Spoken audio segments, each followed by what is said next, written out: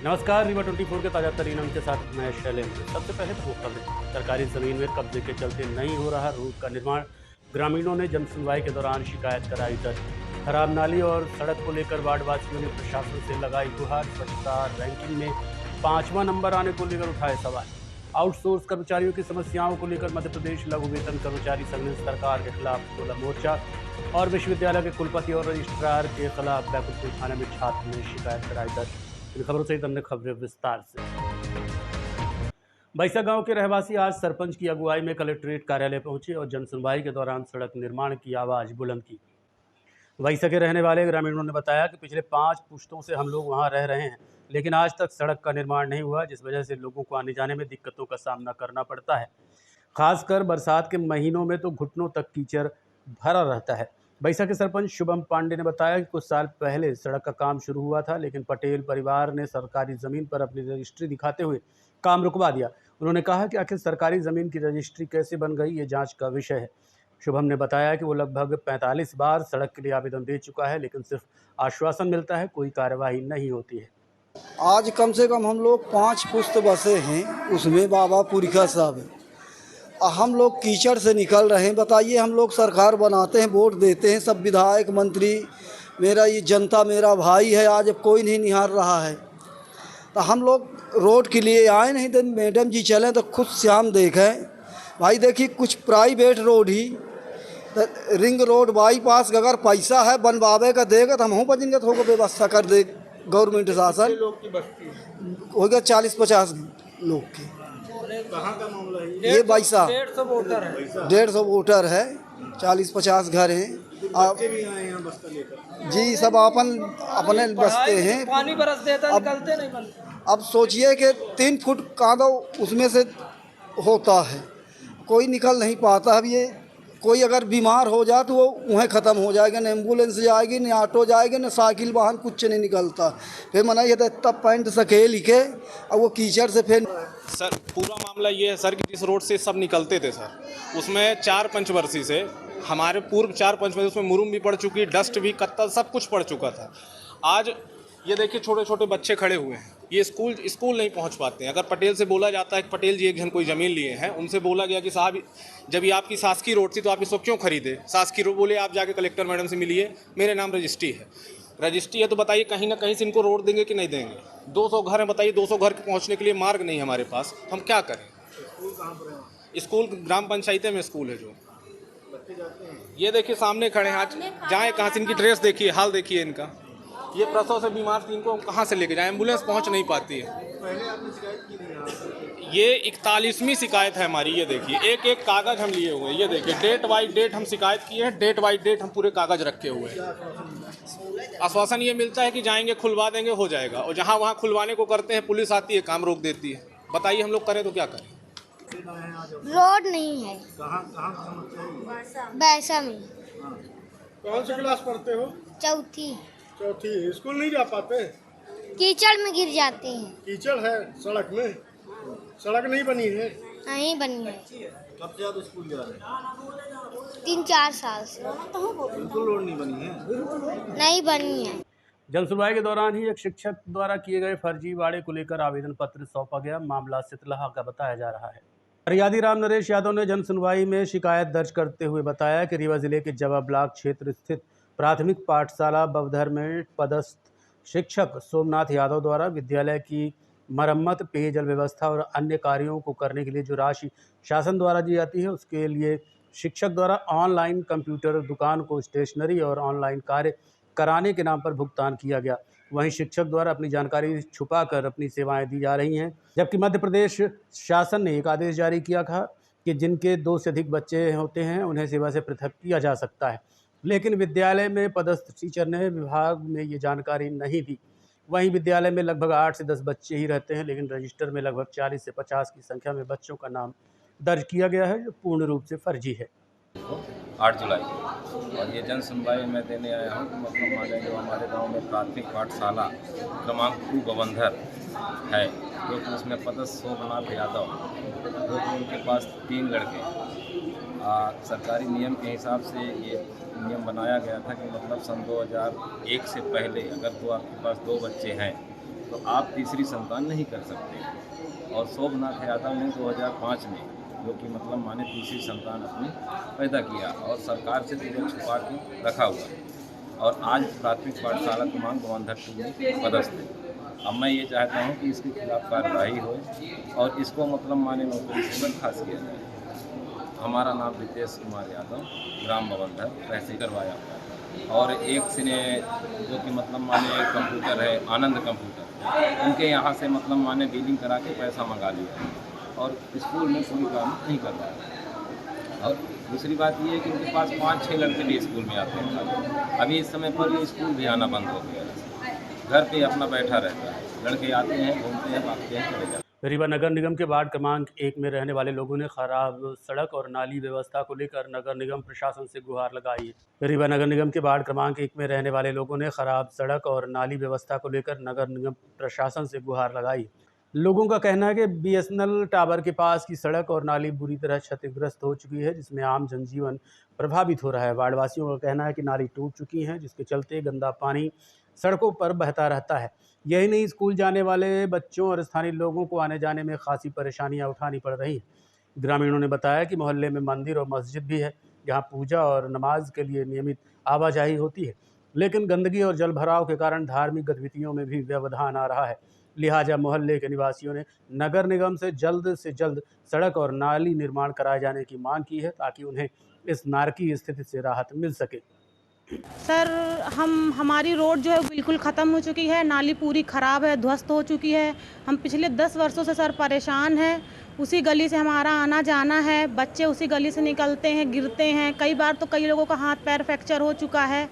हम नहा के निकलते हैं मस्जिद नमाज़ पढ़ने के लिए, हम फिर नमाज़ पढ़ने लायक नहीं रहते हैं। हम मंदिर जाते हैं पूजा करने के लिए, हम फिर पूजा करने लायक नहीं रह जाते हैं। सर, हम पिछले 10 वर्षों से परेशान हैं। ये 12 मास का हाल है। रोड जो है पूरी ध्वस्त हो चुकी है, जिसके कारण नालियाँ नीचे की फूट चुकी हैं। जैसे ही शाम और सुबह पानी आता है, वो पूरा रोड में आ जाता है। नाली और रोड का लेवल बराबर है, जिसके कारण 12 मास नाली का पानी रोड पे बना रहता है। लेटरिन उसी रास्ते में बहती है, घर से जितना भी मलमा निकलता सब वहीं पे इकट्ठा हो जाता है। हम 10 वर्षों से सर परेशान हुए। हम चाहते हैं कि महापौर जी से, महोदय जी से, कि हमारा काम जल्द से जल्द हो जाए। और ये आज मैं सारे मोहल्ला की लड़कियों को, औरतों को इकट्ठा करके लाई हूँ और हाथ पैर जोड़ के लाई हूँ। इस उम्मीद से ये मेरे पीछे आई हैं कि हमारा काम होगा। आवेदन 4-6 बार लिखा चुका है, लेकिन कोई सुनवाई नहीं होती, जिसके कारण मोहल्ले का कोई व्यक्ति आने के लिए तैयार नहीं था, क्योंकि उन्हें कोई विश्वास नहीं था कि हमारा काम होगा।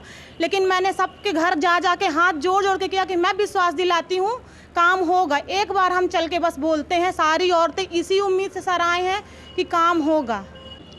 जैसे देखिए, अभी सर्वेक्षण हुआ, स्वच्छता सर्वेक्षण, उसमें रीवा का स्थान 5वां नंबर पे आया है। तो आपने इसको सुना, उसमें जिस तरह से नाली, बस्तियों की नाली और रोड का जो हाल है, तो वहाँ से चलना मुश्किल है। उसमें भी स्वच्छता सर्वेक्षण में ये नंबर आना ये दर्शाता है कि निश्चित रूप से ये जो सर्वेक्षण हुआ है वो हवाई सर्वेक्षण हुआ है।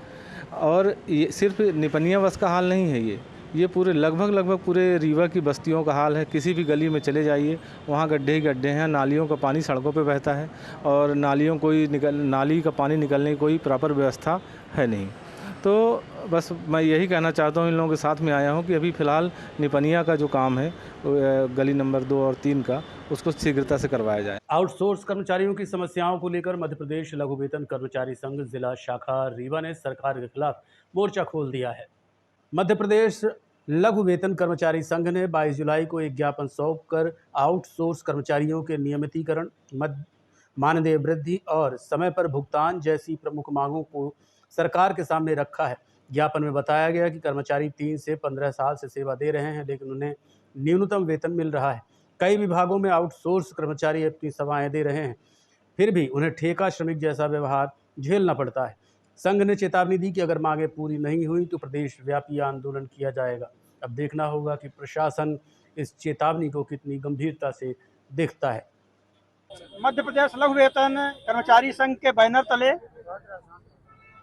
आज आउटसोर्स यूनियन द्वारा अपनी मांगों को लेकर मध्य प्रदेश शासन, माननीय मुख्यमंत्री, मुख्य सचिव महोदय को कलेक्टर महोदय के माध्यम से ज्ञापन सौंपा जाना है, जिसमें आउटसोर्स कर्मचारियों को ठेका प्रथा समाप्त करने, सरकार विभाग से वेतन का भुगतान कराए, समय समय पर वेतन दिलाए।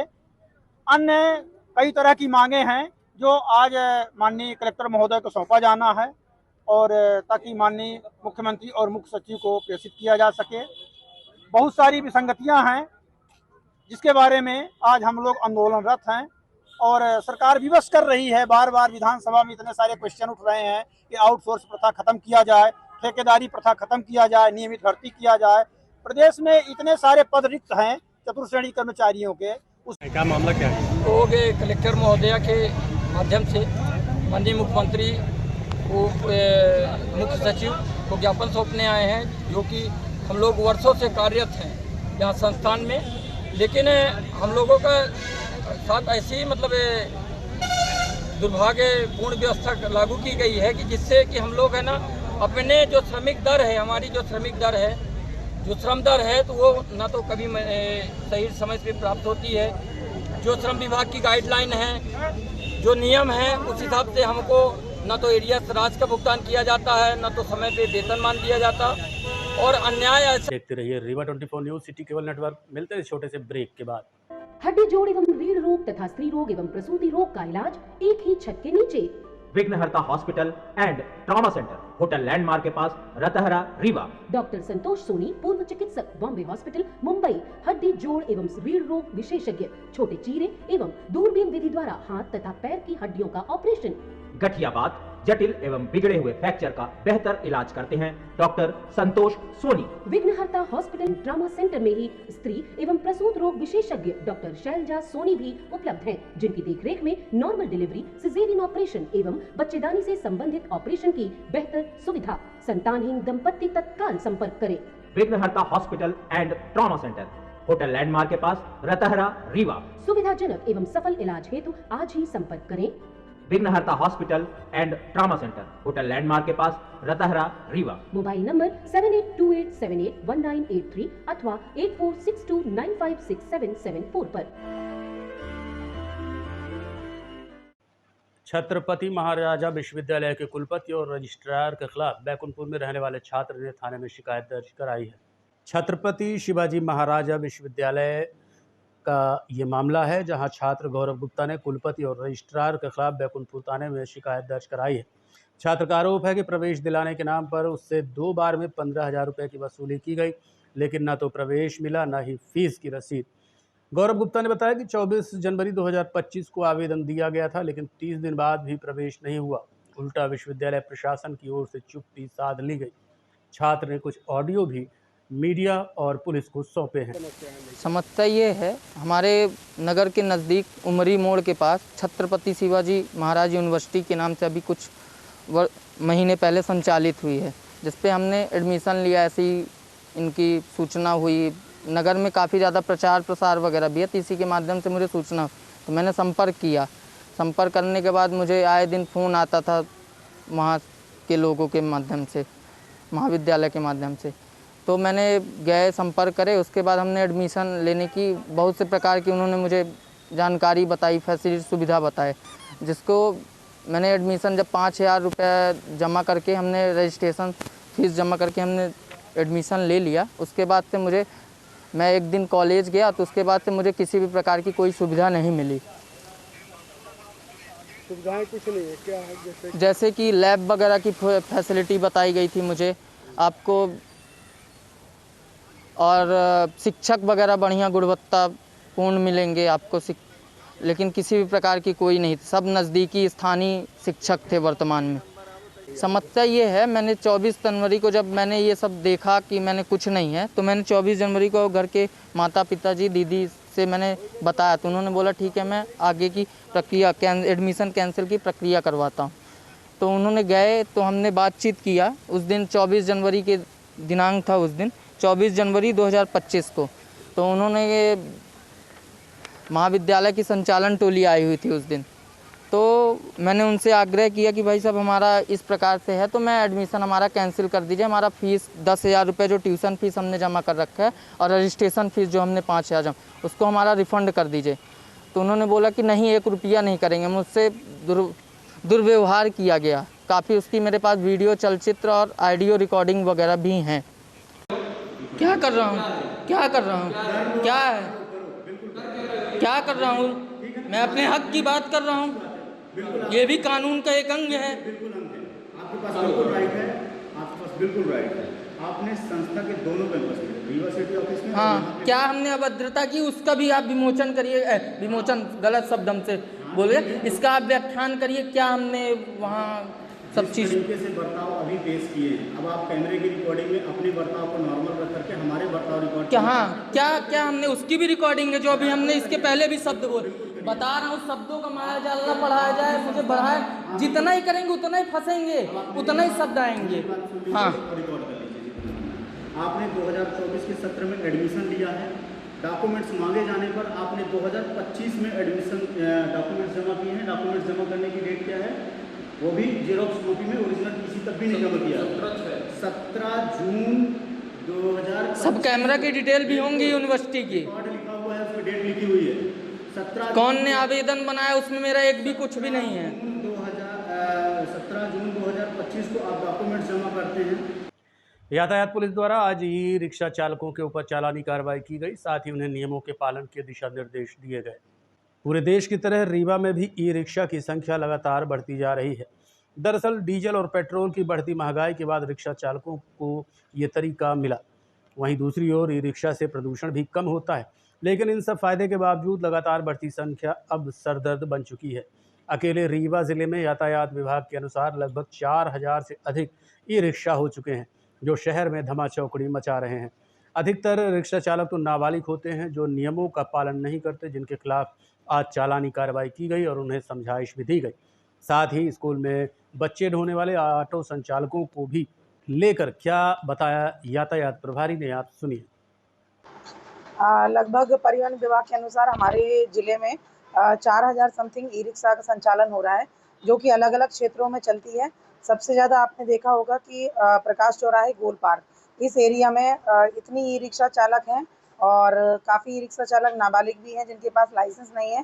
कहीं पर भी रोड में खड़ी करके सवारी भरते हैं और चढ़ाते हैं, जबकि एक पार्किंग लाइन हर जगह दी हुई है कि आपको उसी पार्किंग लाइन के अंदर खड़ी करनी है और वहीं से सवारी चढ़ाना है, उतारना है, और नियमों का पालन भी नहीं किया जाता है चालकों द्वारा। तो आज इसी तारतम्य में हम लोगों ने अलग अलग क्षेत्र से प्रकाश चौराहे, गोल पार्क, कंट्रोल रूम के सामने सिरमौर चौक, अलग अलग जगह से ई रिक्शा को पकड़ करके कंट्रोल रूम में खड़े कराए हैं और अभी इसमें कार्रवाई की जाएगी। नहीं, अभी ऐसी कोई पहचान नहीं है और मेरी तरफ से पत्राचार किया गया है कि ई रिक्शा में नंबरिंग कराई जाए और इनका अलग अलग क्षेत्र बांटा जाए, और कुछ क्षेत्र जहां भीड़ भाड़ ज़्यादा रहते हैं तो वहां इनको प्रतिबंधित किया जाए या फिर वन वे किया जाए। स्कूलों में छात्रों को ले जाने के लिए ई रिक्शे का उपयोग किया जा रहा है, इस पर क्या कार्रवाई की जा रही है? अभी स्कूल संचालकों की एक बैठक हुई थी, मीटिंग ली गई थी, जिनमें सभी स्कूल संचालक को ये निर्देशित किया गया है श्रीमान पुलिस अधीक्षक महोदय द्वारा कि जितने भी ई रिक्शा और ऑटो जो कि बच्चों को लाते हैं, ले जाते हैं, वहाँ पर स्कूल के द्वारा एक फॉर्म भरवाया जाएगा जिसमें वह कितनी संख्या में बच्चे बिठा रहे हैं, कहाँ से बच्चे लाते हैं और छोड़ते हैं, उनकी सूची तैयार की जा रही है और वो सूची हमारे पास आएगी। उसके बाद इन चालकों पर कार्रवाई की जाएगी। ऑटो में ले जाने के लिए क्या इनको अनुमति है? नहीं, बिल्कुल अनुमति नहीं है। जो अपने बच्चे हैं, बच्चों के अभिभावक हैं, तो वो अपने से पर्सनली लगाए हुए हैं ये वाहन। इनको कोई अनुमति नहीं है कि ये ऑटो से बच्चे छोड़ेंगे, ले जाएंगे। वो अपने स्वयं के रिस्क पर उन्होंने वाहन में बच्चे भेजते हैं। देखते रहिए Rewa 24 news city cable network. मिलते हैं छोटे से ब्रेक के बाद। विंध्य क्षेत्र का शिक्षा पथ प्रदर्शक Pentium point group of institutions Rewa, जो पिछले 25 वर्षों से ज्ञान, गुणवत्ता और विश्वास का प्रतीक बना हुआ है। इस प्रतिष्ठान के अंतर्गत संचालित है Pentium point college of pharmacy, मान्यता प्राप्त फार्मेसी काउंसिल ऑफ इंडिया से, जहां संचालित हो रहे हैं बी फार्मा 4 वर्षीय और डी फार्मा 2 वर्षीय जैसे professional course. Pentium point college of law, मान्यता प्राप्त bar council of India new Delhi से, जहाँ उपलब्ध है देश के भविष्य निर्माता विद्यार्थियों के लिए B B.Com LLB, BBA LLB, BA LLB 5 वर्षीय, LLB 3 वर्षीय और LLM 2 वर्षीय जैसे रोजगार परक पाठ्यक्रम। Pentium point college of management approved by AICTE, जहां संचालित हैं हाईली डिमांडेड MBA 2 वर्षीय कोर्स। साथ ही Pentium point technical college Rewa का एकमात्र संस्थान जहां AICTE से मान्यता प्राप्त BBA और BCA जैसी तकनीकी पाठ्यक्रम संचालित है। रेगुलर कोर्सेज में B.Com, BSc, BA तथा स्नातकोत्तर स्तर पर MA history, economics, sociology, MSc chemistry, biotechnology, computer science और PGDCA डिप्लोमा भी उपलब्ध है। यहाँ शिक्षण कार्य नेट, सेट व PhD धारक प्राध्यापकों द्वारा कराया जाता है। साथ ही उच्च गुणवत्ता की प्रयोगशालाएं, pharmacy lab, biotechnology lab, computer lab, moot court और विशाल पुस्तकालय संस्थान की विशेषताएं हैं। बौद्धिक और सांस्कृतिक गतिविधियों के लिए एक अत्याधुनिक ऑडिटोरियम, खेल गतिविधियों हेतु इंडोर और आउटडोर स्टेडियम, जहां शिक्षा के साथ संपूर्ण व्यक्तित्व का विकास सुनिश्चित है। So please visit Pentium point where vision meets excellence. Admission open, so visit today Pentium point group of institutions Rewa. जी हाँ, विंध्य क्षेत्र का शिक्षा पथ प्रदर्शक Pentium point group of institutions Rewa, जो पिछले 25 वर्षों से ज्ञान, गुणवत्ता और विश्वास का प्रतीक बना हुआ है। Yes, one and only Pentium point group of institutions Rewa. चाय कैफे में सिगरेट और गुटखे की बिक्री को लेकर रीवा पुलिस ने छापामार कार्रवाई की, साथ ही भविष्य में ऐसा न करने की समझाइश भी दी। सिरमौर चौराहा स्थित IG कार्यालय के सामने संचालित अश्विनी चाय कैफे में आज पुलिस, नगर निगम, राजस्व विभाग व लेबर विभाग द्वारा संयुक्त रूप से कार्रवाई की गई। बताया जा रहा है कि काफ़ी दिनों से चाय कैफे में सिगरेट पीने वालों की बढ़ती भीड़ को देखकर शिकायतें की जा रही थी, जिस वजह से ये कार्रवाई की गई। हालांकि प्रशासन ने चाय संचालक को समझाइश दी है ताकि भविष्य में ऐसा ना करे। वार्ड क्रमांक 36 में नगर निगम अमले द्वारा आज एक जर्जर मकान को ढहाया गया। उपराहटी में चौरसिया परिवार का काफ़ी पुराना और जर्जर मकान था, जिसे आज नगर निगम अमले द्वारा ढहा दिया गया। ये कार्रवाई मकान मालिक द्वारा दिए गए आवेदन के बाद की गई। नगर निगम के अधिकारियों द्वारा बताया गया कि चौरसिया परिवार का मकान काफ़ी जर्जर था, जिसके चलते 17 जुलाई को भारी बारिश के दौरान रेस्क्यू ऑपरेशन भी करना पड़ा था। आने वाले समय में ऐसे भी मकानों की लिस्ट तैयार की जा रही है जो खस्ता हालत में है, जिन्हें ढहाया जाएगा। ये आज वार्ड क्रमांक 36 में भागवत चौरसिया जी का मकान है, जो अभी पिछले कुछ दिनों पहले भी जल वर्षा हुई थी, उसमें इसमें रेस्क्यू ऑपरेशन भी किया गया था। मकान मालिक के द्वारा पर नगर निगम कार्यालय में आवेदन दिया गया कि हमारा जर्जर भवन उसको गिरा दिया जाए। साथ में 100 संज्ञान लेते हुए भी आज यहाँ पर उनके जर्जर भवन को गिराने की कार्यवाही नगर निगम, पुलिस प्रशासन और जिला प्रशासन के द्वारा की जाए। अभी संबंधित जोन प्रभारी के द्वारा बताया गया जैसे कि 12 और अन्य स्थान चिन्हित किए गए हैं। जैसे जैसे जानकारी प्राप्त होती जाएगी जर्जर भवनों को चिन्हित करके उनको गिरा। आज के अंक में इतना ही। देखते रहिए रीवा 24 न्यूज़। नमस्कार।